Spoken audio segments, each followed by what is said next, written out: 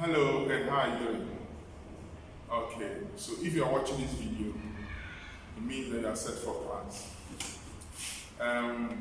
This particular video is going to take you through a few basics information. I'll say basic information to prepare you to play all keys. Okay, so first and foremost, I'm going to talk about the chromatic scale. The chromatic scale. Without the chromatic scale, you can't play all keys. So I'm going to start off by talking about the chromatic scale. The chromatic scale is the alphabet we use in speaking the music language. Just like any other language, music is a language. And so we all know that every language has alphabets. Music also has its own alphabet. So in music, we know our A sharp, we know our B, C, C sharp, D, D sharp, E, F sharp, G, G sharp.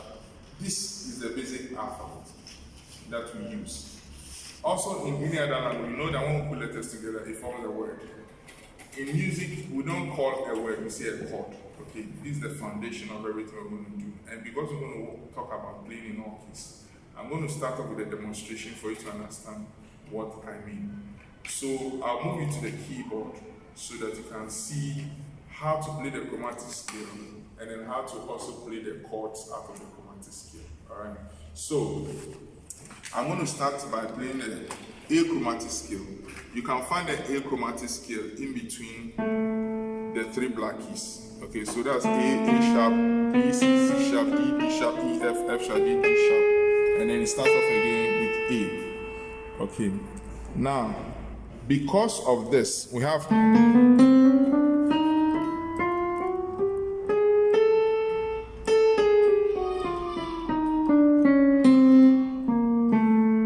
okay, so this is the A chromatic scale. Everything inside this makes up the chromatic scale. The same one when I go to C, C to C. Everything inside this makes up the chromatic scale.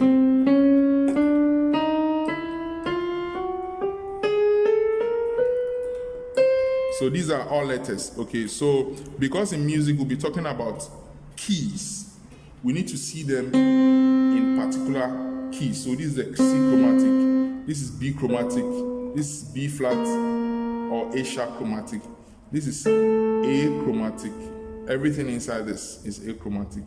A flat or G sharp chromatic, G, F sharp, and then F, E flat, D flat, and then C.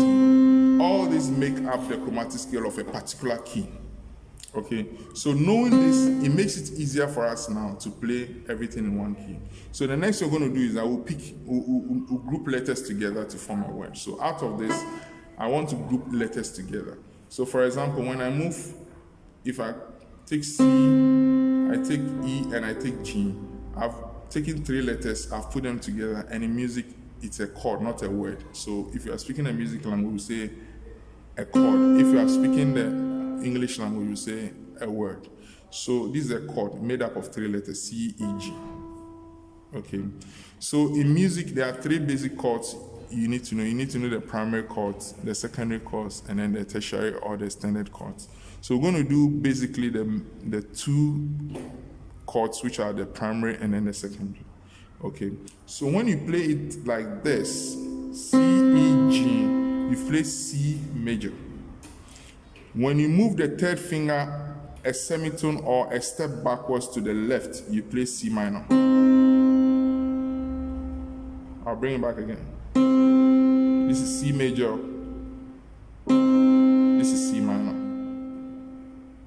And these two chords, major and minor chords, are the only chords you need to play all the keys.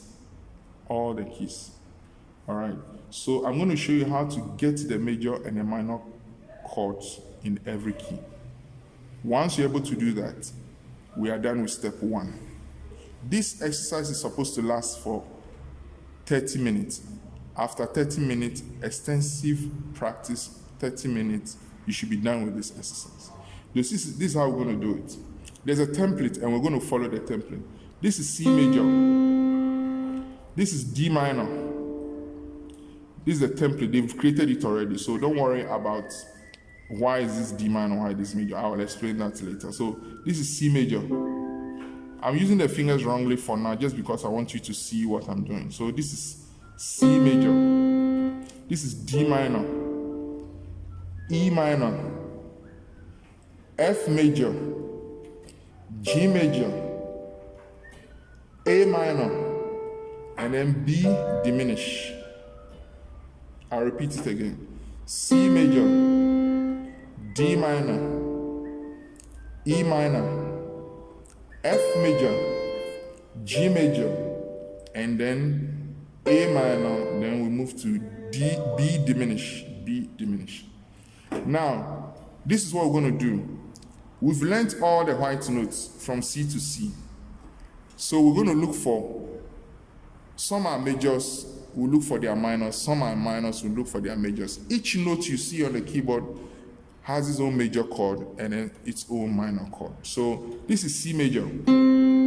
Use the thumb, the middle finger, and then the small finger. All this exercise is in what we call the root position. We have 3 positions. We have the first inversion, the second inversion, and the root position. This is the C root position. So all the exercise you're going to do now is in the root position. So C major, and then you flatten the third semitone. When you move it back like this, just close to the next note is a semitone, so it becomes C minor. C major, C minor. So all the majors, you move the middle finger a step backwards, a semitone, you flat a semitone, and you get a minor for every major. So this C major, D minor, E minor, F major. I'll do the same thing to the left. I have F minor. I go to G major. I do the same thing and I have G minor. It's automatic. It's a sure banker. You don't miss it. So C major, C minor, F major, F minor, G major, G minor. So the primary chords are C, F, and G. We call them the 1-4-5s. You will understand this when you finish this exercise. At the end of this exercise, I'm going to send you a document called the 12 Commandments. Inside the 12 Commandments, you're going to see the 1-4-5s and then the 2-3-6. So I have a 1 who is a major, and that's this minor. I have a 4, 1, 2, 3, 4. So F is a 4 of C, and that's its minor. Then I have G, that is a 5 of C, and I have its minor. All the third finger is moving to the left. Now, let's go to the minor and see how we can convert the minor or turn the minor into a major. This is D minor. If it's a minor, you move your finger to the right. The third finger to the right. Instead of to the left, you move it to the right, a semitone. You sharp it, a semitone. When you're moving forward in music, you are sharping. I'm sharping the notes. I'm sharping the note. If I'm going back, we say flat, so I'm flattening the notes. Okay, so minor, I sharp to the right, a semitone, it becomes a major. E minor, I sharp to the right, a semitone, it becomes E major. A minor, I sharp to the right, a semitone, it becomes A major. In B diminish, we have the 5 and the 3 dropped a semitone, so we need to raise it, all moving to the right, just as everything is moving, turning the major to the right. Because in the B minor, in B diminished, you have a flat third. We'll come to this one in our next lesson. So in B minor, if you want to play B major, you move the third finger and then the fifth finger, all a semitone to the right. You sharp a semitone. That gives you B major, B minor, B major, B minor. This B minor, but B major, but this B diminished. Or half diminished, B half diminished, B major, B half diminished, B major, B half diminished, B major, B minor. Because we know that when we have a major, the third is flattening a semitone to the left and gives a minor. B major, B minor. Now, you don't need the ha. All you need is just to be able to practice this and master this and understand this. That is all I want you to do in this very exercise. Play a major, turn it into a minor. Play a minor, turn it into a major. Minor, a major. Major, a minor. A minor. A minor, a major. A diminish, a major, and then a minor.